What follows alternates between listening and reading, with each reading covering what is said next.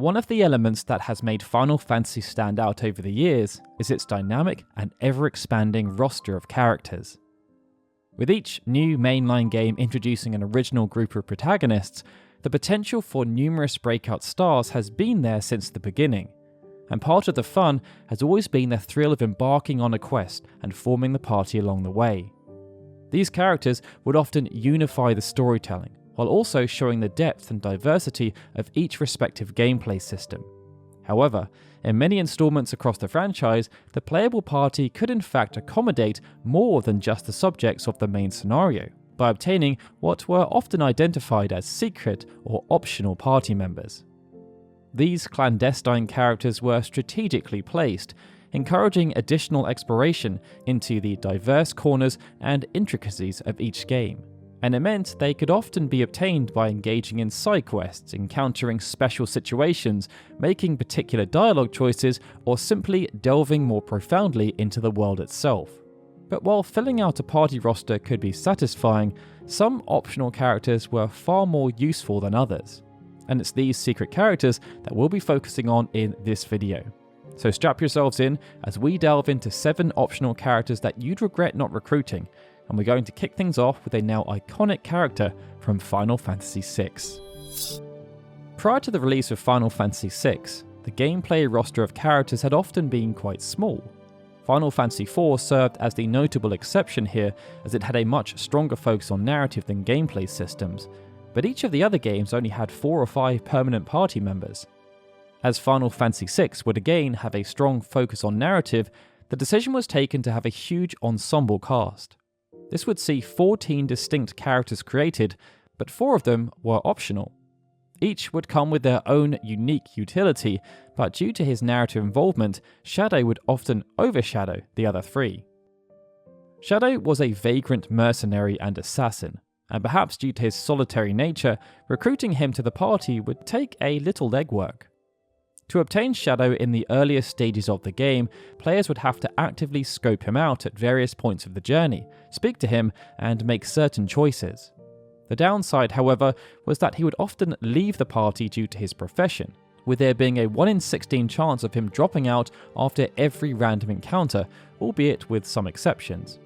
Players could, however, permanently recruit Shadow. This could be accomplished by waiting for him to meet with the party when fleeing the floating continent, but the party would have to wait until the last minute of the time limit. While his fickle allegiance in the world of balance might make Shadow seem like an unreliable unit, his combat prowess could more than make up for this. Shadow boasted high evasion, speed, and strength stats, and his main ability, Throw, could essentially ignore defense to yield devastating damage. Additionally, his dog and companion, known as Interceptor, would serve as an accompanying asset that could block and counter attacks. So while his status within the party would start off as inconsistent, the actual consistency of his battle kit proved rather superior compared to other optional characters such as Gogo, who was unable to equip espers, and Umaru, who could not even be controlled. Additionally, Shadow's ties to the game's other party members and storyline would make him more appealing from a narrative perspective, as his backstory would connect to realms in a dramatic way. When the original Dissidia came out back in 2008, it was quite the milestone within the franchise. For the first time ever, the iconic heroes and villains hailing from the main series would be united in one single game together. Though the first game placed focus on the protagonists and antagonists of the first 10 installments, the developers left an extra reward for those who were successful in completing the main scenario, and that reward came via bonus characters from Final Fantasy XI and 12. These characters were Shantoto and Gabranth. But of the two, Gabranth would stand out due to his unique combat abilities. Gabranth would be denoted as an executioner, with emphasis placed on the EX, as EX Force was a common element of Gabranth's function. In the wider design of the City of Final Fantasy, EX Force served as a fuel mechanic to help player characters reach EX mode. This would then provide a route for players to perform their EX Burst, an ultimate attack that resembled a limit break. While most characters possessed abilities that focused on standard bravery and HP attacks, Gabranth's kit would be rather unique, in that his damage dealing capabilities would instead be locked behind EX mode. instead of damage-dealing HP attacks, Gabranth could instead increase its own EX gauge. And though the EX force gained through this method could be a bit slow to gather and leave him vulnerable, careful manipulation and gathering of EX force for bravery attacks and EX cores could see him enter EX mode very frequently. Gabranth's EX mode would then facilitate the meat of his combat prowess, and to reflect this, his model would even change. Compared to Shantoto's Chainspeller style, which employed more supportive bravery skills to gradually strengthen her HP attacks, Gabranth's EX mode capabilities had better reach and more potency. And because in a skilled player he could near constantly enter EX mode due to his HP skill, the risk would certainly be worth the reward. Final Fantasy IX did not feature any secret characters in the same manner as say Final Fantasy VI or VII, but it did give players the option to recruit a certain party member earlier than the storyline required, and that party member was Quina. Quina would become a mandatory party member in Disc 2, but players could choose to recruit Quina in Disc 1. This could occur as early as when the party decided to set off for Gizmluch's Grotto from Limblum, as on the way it was possible to make a detour to Q's Marsh where Quina could be found. Doing so would be quite advantageous. Due to Quina's function as a blue mage, getting them early on would grant more time and opportunities to fill out the compendium of blue magic spells by facing various enemies along the journey. Additionally, at this point in the game, the party would essentially split up, with the player no longer having access to curative spells due to the absence of Garnet from Zidane's group. As such, it would be quite useful to have a unit like Quina who could learn healing and protective spells like White Wind and Mighty Guard. It was also better for survival to have an extra party member during the entire sequence. Aside from combat, Quina would also facilitate the frog catching minigame, allowing players to reap some useful rewards, namely the Gastro Fork, which was Quina's ultimate weapon. The benefit of this early recruitment would be driven further with respect to the minigame's mechanics possessing a time-sensitive element, in which players would have to allow for some time to pass to let frogs respawn. And if this wasn't enough incentive already, Quina's early accommodation into the party would enhance the game's narrative.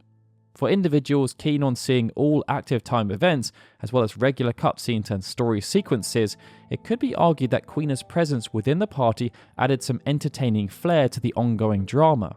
It would also be vital for trophy hunters, as some platforms would award a trophy for witnessing all ATEs. Final Fantasy VII featured an incredible cast of characters, but as deadlines loomed, some harsh decisions had to be made. To save time, 2 characters were cut from the final product, but after crunch talks, a compromise was found, and those 2 characters, called Vincent Valentine and Yuffie Kisaragi, were made optional. Because of this, both characters were not integrated into the story in the same way as the mandatory ones, and although they would have some lines of dialogue and backstories, their footprint was quite minimal by comparison. They would also be excluded from FMV sequences, as the developers couldn't guarantee that they would have been recruited when those sequences happened. Both players have gone on to become fan favourites and have featured heavily as the compilation of Final Fantasy VII built out, but within the original game, Yuffie was arguably a more valuable party member than Vincent due to her standard gameplay application. Hailing from Wutai, Yuffie was a ninja that players can encounter as early as the first time they exited Midgar. But it was a random occurrence, and even if it did occur, Yuffie could only be recruited after being defeated and then convinced to join by answering with the correct dialogue choices. Once this was successfully executed, Yuffie would then join the party. On the surface, there was nothing inherently special about Yuffie, as she had middling stats except for luck.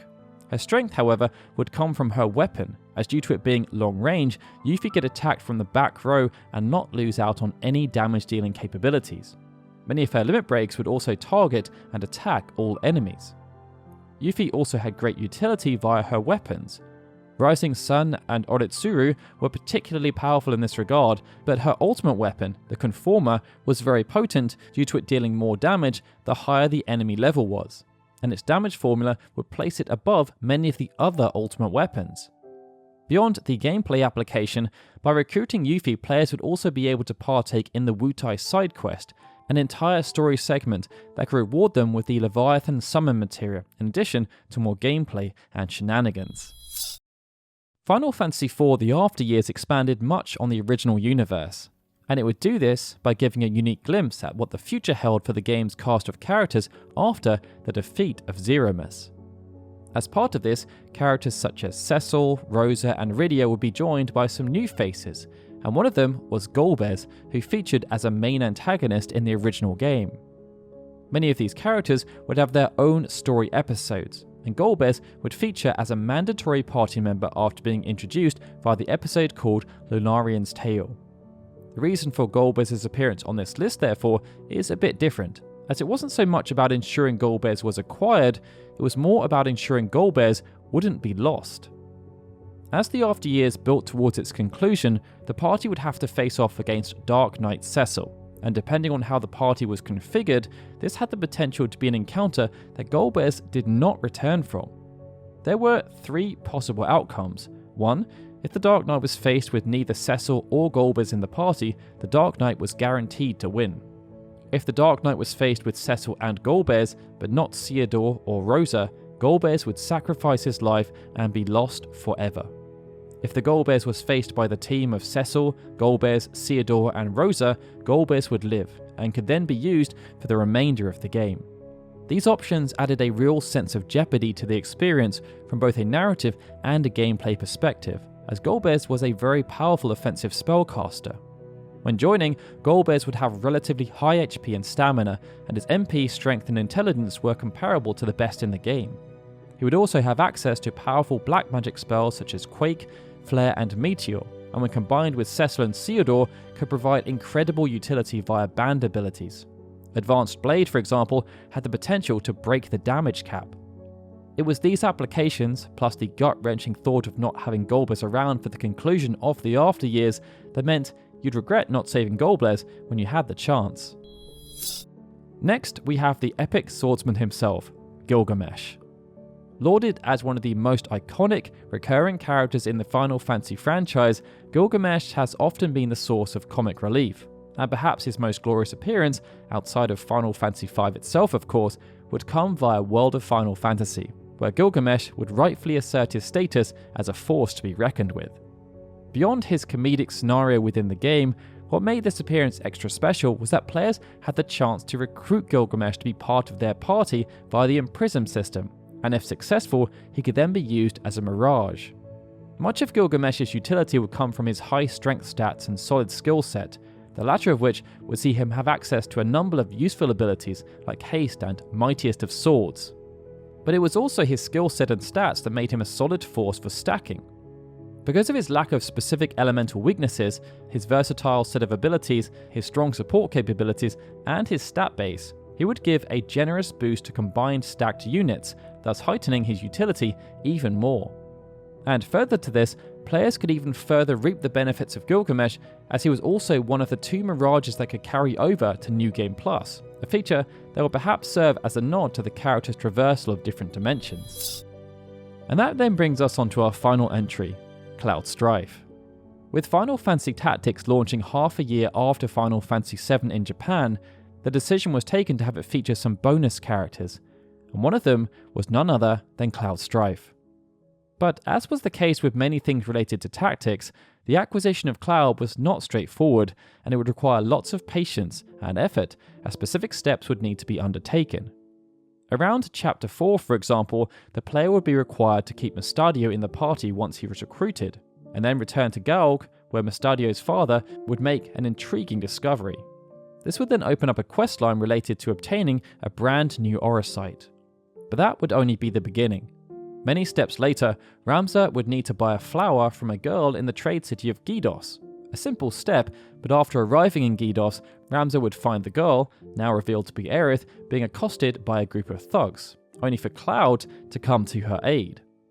Ramza would aid Cloud in this act, and he would then vow to join the party.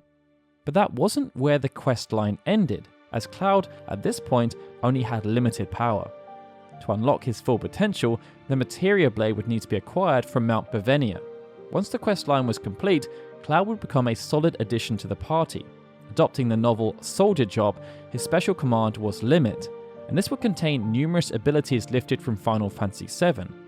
Each had the potential to deal significant damage, something that led to the developers implementing a high charge time.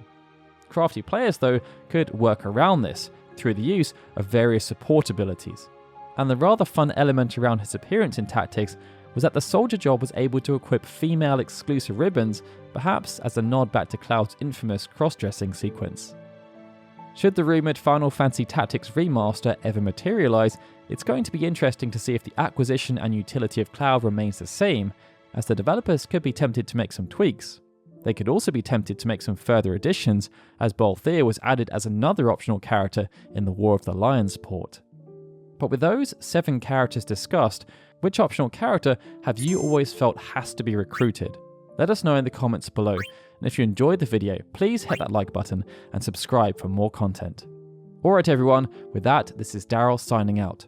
As always, I'd like to give a big thank you to all of our Patreon and YouTube membership supporters, especially Benjamin Snow, The Livestream, Gregory, Justin Dent and Sukun DDK, who are super special Unnight supporters, and of course, a big thank you to everyone for watching this video. I'll see you all again soon for more Final Fantasy goodness.